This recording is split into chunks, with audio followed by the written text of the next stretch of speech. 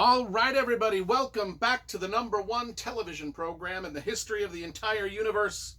I am Brian Lee Durfee, author of The Forgetting Moon, The Blackest Heart, and The Lonesome Crown, all three books published by Simon & Schuster's Saga Press. Today I'm going to be reviewing the Star Wars Legends novel Tatooine Ghost by Troy Denning. This book is part of course, the Star Wars Legends list of some 120 some odd books, I guess. I don't know how many there were. This is my guilty pleasure. These Star Wars Legends books I just collect. I haven't collected all of them, but I've collected darn near most of them, and I love them. To me, this is the real Star Wars canon. That's just it. That's just my opinion. You can disagree if you'd like, but if you do disagree with that, I don't know how it would be to... It must just hurt to be so wrong about everything. I'm just saying. Okay, so this came out in 2003. Let's talk about the cover first, because you know I love graphic design and cover illustration. Unfortunately, this one does not have a cover by Drew Struzan. I would say 90% of my Star Wars Legend novels have covers painted by the great illustrator Drew Struzan. This is just sort of a Photoshop mishmash of Star Wars characters put together by I don't know whether it was just the art director at Del Rey or what, but anyway, I'm not a big fan of the sort of the Photoshop stuff. I'm just not.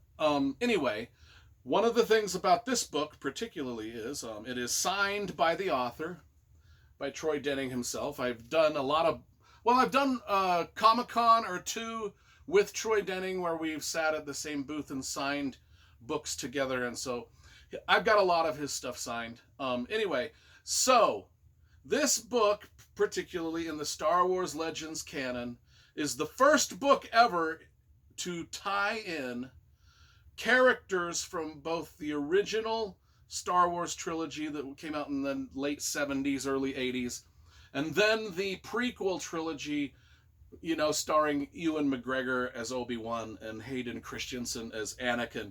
So this is the first book in the Star Wars Legends that actually combined storylines and characters from both of those trilogies, those movie trilogies. Prior to that, everything was just based off of the original movie trilogy. So, where does this fit into the Star Wars Legends universe? This fits in right after the book Courtship of Princess Leia by Dave Wolverton, and right before the original Thrawn trilogy by Timothy Zahn. That's where this falls in. So pretty early on in the just not, I think it was I think this takes place 5, 6, 7, or 8 years after. No, that's not right. It takes place soon after Return of the Jedi. Han and Leia are not married yet. In the Courtship of Princess Leia by Dave Wolverton, we know about that story. If you followed that, if you read that book, you know that Leia was engaged to be married to some other prince to sort of solidify something in the galaxy. I read that and reviewed it. Courtship of Princess Leia. It's a good book. But anyway, this takes place pretty much directly after that. Now, here's the plot of this book. So, in the original Star Wars movie, the one that came out in 1977, the planet Alderaan went kerplow. It got blown up by the Death Star. It just got annihilated. Vaporized, whatever you want to call it. It was just, there's no, as Han Solo said when they came out of hyperspace, there was no planet here. Alderaan got blown up. Now, that's the basis of the plot, because before the planet Alderaan got blown up, there was a very, very famous piece of artwork done by a very famous artist, a painting done by someone a famous artist from Alderaan. Well, that painting did not get blown up with the planet, because when the planet got blown up by the Death Star, it just so happened that painting was on loan to a museum in Coruscant, or however you say that one. So that painting was on loan to Coruscant, so it wasn't on Alderaan when Alderaan got blown up. So now it's like one of the most famous paintings in the universe because it's all that's left of that planet. And now it's gone missing. Oh yeah, remember how in World War II, when the Nazis took over France and Italy and places like that, they stole all the artwork, hid it. That's kind of what the Empire did. Took the artwork. Somebody has stolen this.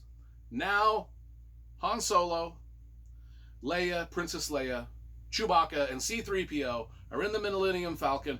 They have a tip that this painting might be on Tatooine. Dude, that's why the book is called Ghost of Tatooine, or Tatooine's Ghost. So they go on a quest to retrieve this painting.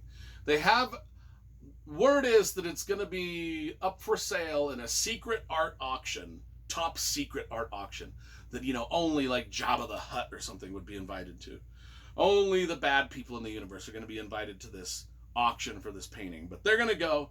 They're going to try to get the painting because it's important to Leia, because it's from her home planet, and it's important for another reason.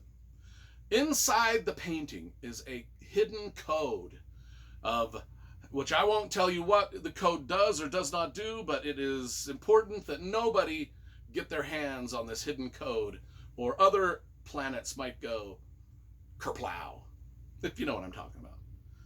So once they get to Tatooine on their quest, what happens? Do they buy the painting back? Do they destroy it? Do they get the code and all ends well? Or is the painting stolen again by a whole nother thief? And this is where some characters from the prequel trilogy, starring Anakin Skywalker and Hayden Christensen and Obi-Wan Kenobi and Padme and Natalie Portman, that's where the books kind of combine, because was the painting... There are some people still left on Tatooine that remember young Anakin Skywalker, and they reference him a lot. Talk about, people that were actual close friends with the young Anakin Skywalker, as he was a pod racer and things like that. So there's a lot of different things going on in this book.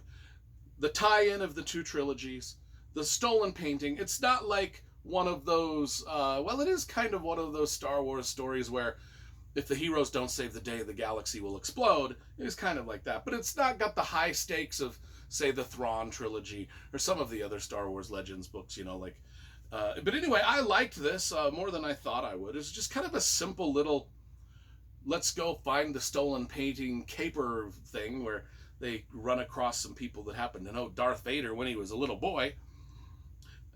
It's all right. I mean, I give this a solid 8 out of 10 for, a Star Wars Legends book.